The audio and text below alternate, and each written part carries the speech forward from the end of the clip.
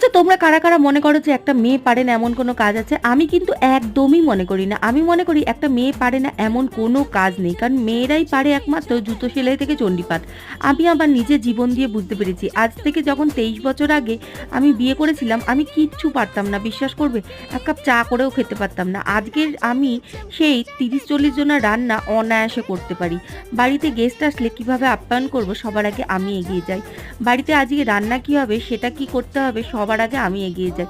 তা আজকে আমি এইভাবে যে সংসার করব সেটা কোনোদিনও ভাবতে পারিনি। স্বপ্নেও ভাবতে পারিনি।